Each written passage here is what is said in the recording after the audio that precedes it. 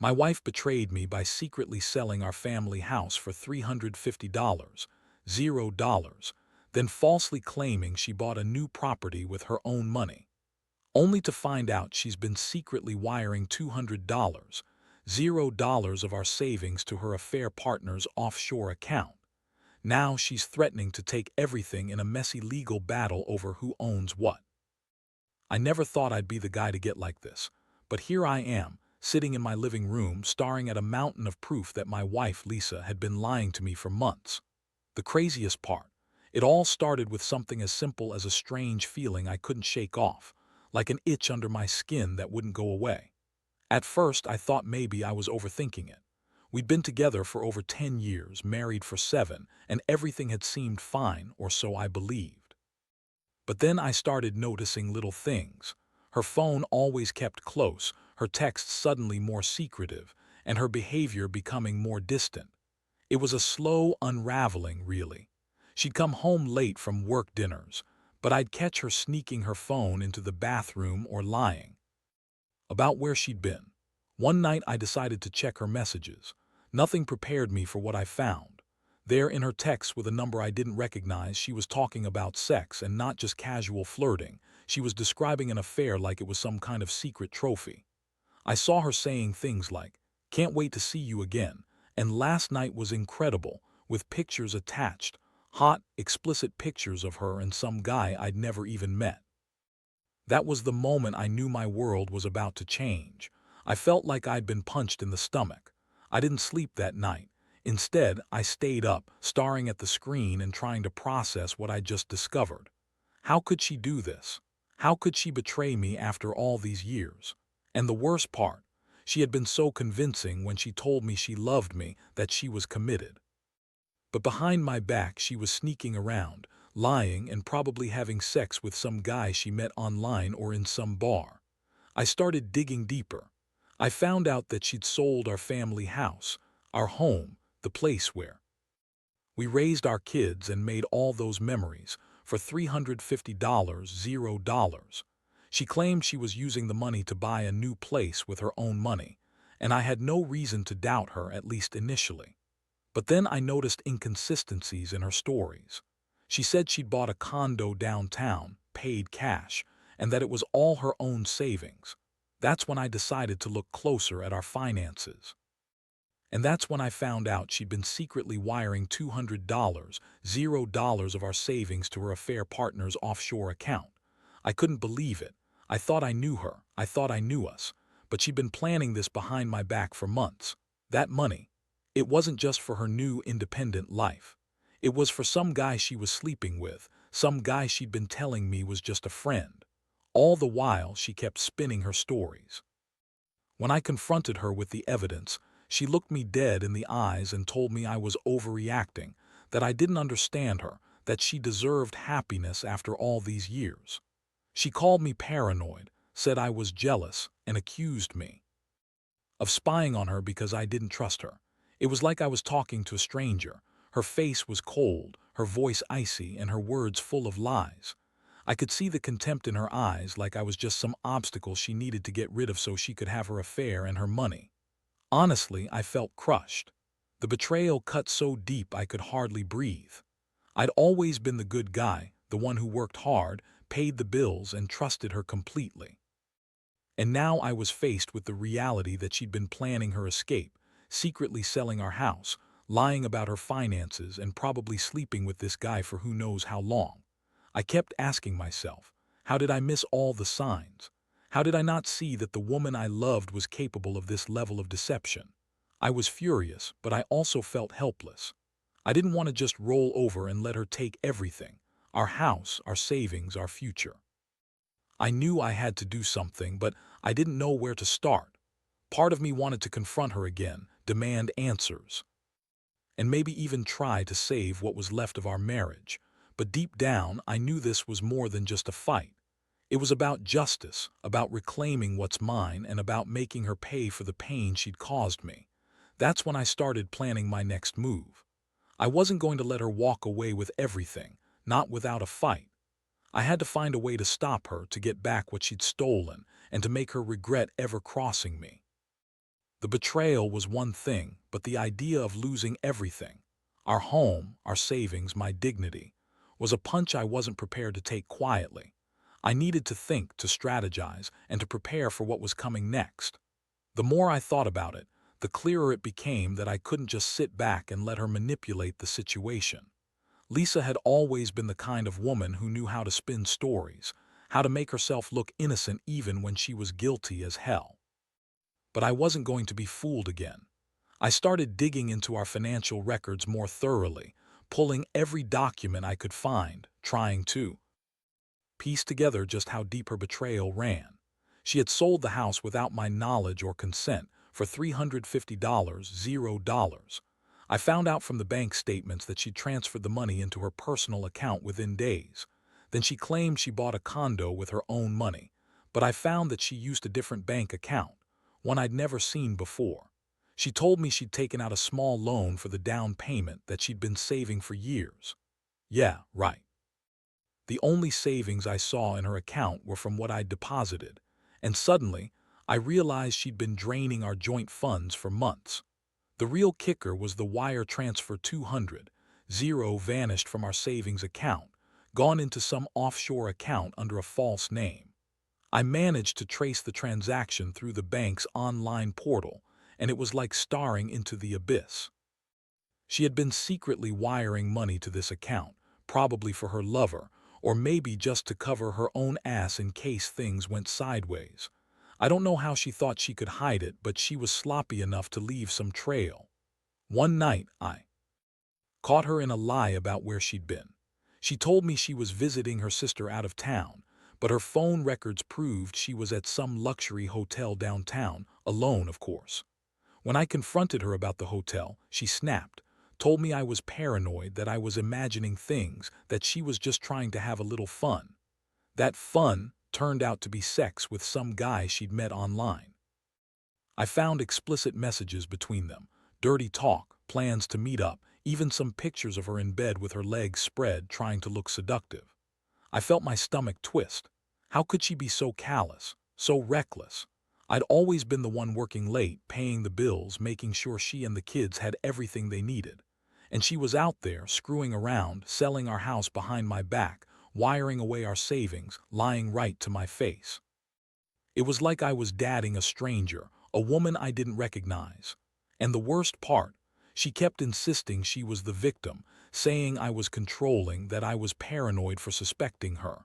I remember the night I lost it. I sat her down, showed her the bank statements, the wire transfer receipts, the hotel receipts, everything. Her face went pale for a second, then she turned into a bitchy, defensive mess. She started yelling, calling me jealous, accusing me of spying on her because I didn't trust her. That's rich coming from her after what I just uncovered. She told me I was overreacting, that she'd never cheat on me, that I was making things up because I was insecure. But I knew the truth. I saw the evidence. I knew she was lying, and I knew she was planning her escape. She kept saying she deserved happiness, that I was suffocating her, that she needed to breathe. I was stunned. How did she go from being the loving wife I married to this manipulative, money-hungry, cheating woman? It's like she was playing a game, and I was the only one who didn't realize I was losing. And then came the shocker. She threatened me, told me she'd take everything if I tried to stop her. Said she'd claim I was abusive, that I was controlling, and that I'd never see my kids again if I didn't back off. That's when I realized she was willing to burn everything down just to get away. She had already sold the house, taken the money, and wired away our savings. Now she was trying to spin it so I'd look like the bad guy. I felt helpless and furious at the same time. How did I get to this point? How did I let her manipulate me for so long? I was angry at myself, but mostly I was furious at her. She lied, cheated, and stolen from me, all while pretending to be the perfect wife. I couldn't let her get away with it. I had to stop her, had to find a way to fight back before she took everything and left me with nothing. So I started planning my next move. I contacted a lawyer, gathered all the evidence I could find, and started thinking about how to protect what was left of our assets. I knew she'd try to spin this into some kind of victim story, but I wasn't going to let her. I wanted her to pay for what she'd done, selling our house, wiring away our savings, lying to my face. I was determined to get justice, even if that meant going to war to keep what was mine. I never thought I'd be in a position where I had to fight to keep what was legally mine, but that's exactly where I found myself. After digging through every financial record, every text, every email, anything I could get my hands on, I realized I had a mountain of evidence that painted a clear picture. Lisa had been planning her escape for months, selling our house behind my back, wiring away our savings, and lying about everything. It was like she'd been building her own little empire on my dime. The first thing I did was hire a lawyer. Not just any lawyer, someone who specialized in divorce and asset protection. I wanted to make sure I could fight her legally, keep our house, and recover as much of our money as possible. The lawyer told me I had a good case, especially because of the wire transfers and her selling the house without my consent. But I knew it wouldn't be simple. Lisa had a way of twisting facts, spinning stories, and making herself look innocent. That's exactly what she was already doing, claiming I was paranoid, jealous, trying to control her. She threw a fit when I confronted her again with the evidence. She called me crazy, told me I was ruining her life, that I was just jealous because she was more successful than me now. She kept insisting that she'd bought the condo with her own money, which was a lie. She'd never had that kind of cash on her own. She'd been dipping into our joint savings, stealing from me, and now she was trying to pretend she was some independent woman who didn't need me anymore. Her bitchy attitude only made me angrier. One day, I decided to confront her head-on. I told her I knew everything about the affair, the house sale, the wiring of our savings. I told her I'd already contacted a lawyer, that I was going to fight her for full custody of our kids, and that I'd do whatever it took to make her pay for her lies. She looked at me with this sneer, like I was nothing but a nuisance. She yelled, said I was controlling, that I was jealous, that she'd make sure I never saw the kids again if I kept pushing. That's when I realized she was already planning her next move, trying to intimidate me into backing off. But I wasn't backing down, not this time. I started gathering every bit of evidence I could: bank statements, wire transfer receipts, text messages, emails. I even hired a private investigator to track her movements, just to be sure she wasn't hiding anything else. The more I uncovered, the more I realized how deep her lies went. She'd been secretly selling our assets, hiding money in offshore accounts, and planning her escape for months. It was like I was living in some bad drama, but it was real, and I was the victim. Meanwhile, Lisa kept up her act, pretending to be the innocent wife.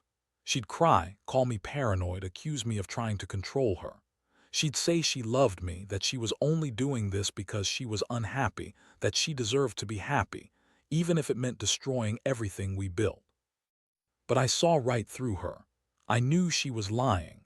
I could see the contempt in her eyes whenever she looked at me, like I was just some obstacle she needed to get rid of so she could have her new life with her lover and her stolen money.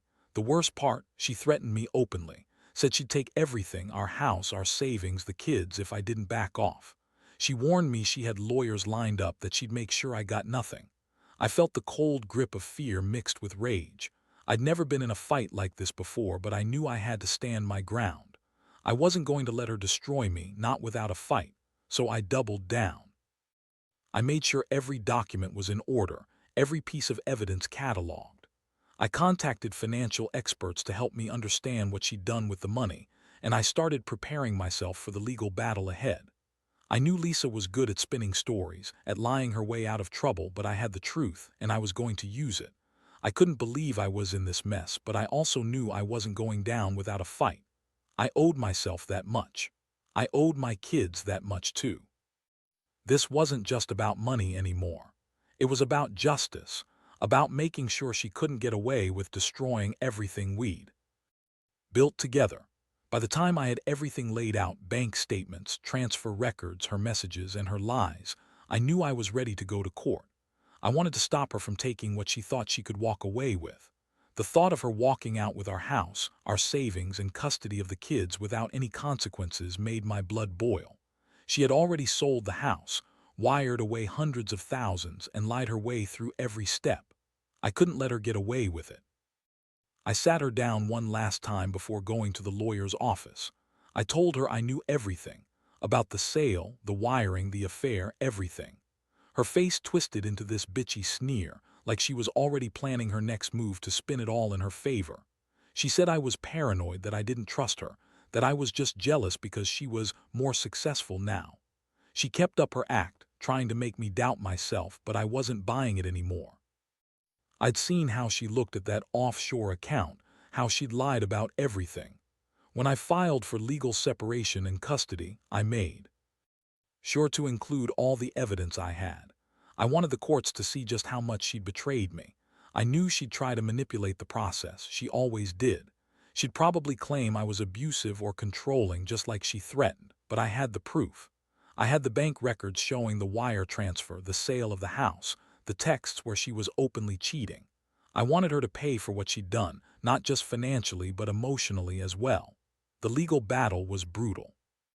Lisa hired her own lawyer, who tried to spin her story as the victim, saying I was paranoid, that I'd been emotionally abusive, that I didn't trust her because I was insecure.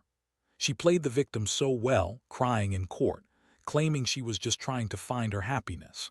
But the evidence was overwhelming. The judge saw through her lies, especially once I presented the bank records and the proof of her selling the house without my knowledge. Meanwhile, Lisa kept up her bitchy attitude, trying to manipulate everyone around her. She'd call me controlling, say I was jealous, accuse me of trying to keep her from her freedom. But I knew the truth. She was the one who betrayed the marriage, who lied, cheated, and stole from us. I was just trying to protect what was left, the little bit of dignity I had after everything. The hardest part was the custody battle. I didn't want her to take the kids and run off with our money. I knew she'd try to turn them against me, say I was an asshole or that I wasn't a good father. But I had my reasons for fighting. I wanted to keep the family together, at least for their sake. I had to show the court that she was untrustworthy, selling our house, wiring money offshore, sneaking around behind my back. I wanted the judge to see her for what she was, a liar and a thief. In the end, the court awarded me custody of the kids, and I managed to get a significant portion of the money back, though she fought me every step of the way. She was furious, calling me a villain, claiming I was trying to ruin her life. But I didn't care about her accusations anymore. I just wanted her to face the consequences of her actions. Looking back, I realize how much this whole experience has changed me. I used to believe in fairy tales about marriage, about trust and loyalty. Now I know better. People lie, cheat, and steal, sometimes right in front of your face. Trust is a fragile thing, and once it's broken, it's almost impossible to fix. But I also learned that you can't just sit back and hope it all works out. Sometimes you have to fight for what's right, even if it means tearing your life apart first. If I could give anyone advice from all this, it's this: know your finances, keep everything documented. Don't ignore the little signs, late nights, secretive texts, unexplained withdrawals. And if you find out your partner is cheating or stealing from you, don't wait, act fast, get legal help. Protect yourself and your kids, because at the end of the day, nobody's going to do it for you. You've got to be your own best advocate. After everything was said and done, after the court hearings, the custody arrangements, and the fight to recover what I could, I felt like I was standing on the edge of a cliff. The pain of betrayal still cut deep, but somehow I was starting to see a way forward. Lisa was furious, calling me every name in the book, threatening to take me to court again, claiming I was trying to ruin her life. But I had learned my lesson. Trust no one blindly, especially not someone who's proven they're capable of lying, cheating, and stealing. The aftermath wasn't just about the legal battles. It was about rebuilding myself from the wreckage she left behind. I moved out of the house, got a new place closer to work, and focused on the kids. They were confused at first. Why was Mommy gone? Why was Dad so angry?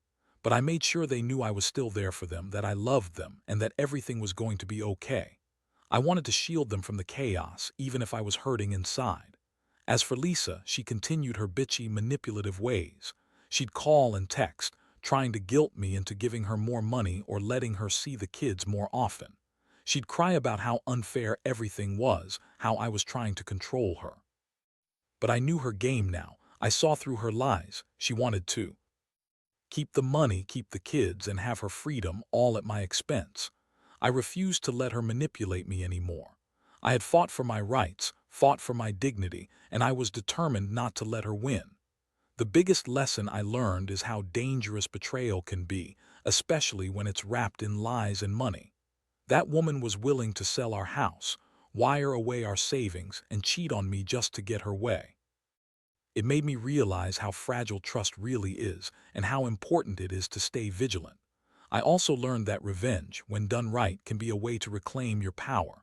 I didn't do it out of spite, but to make her understand that she couldn't just steal from me and walk away.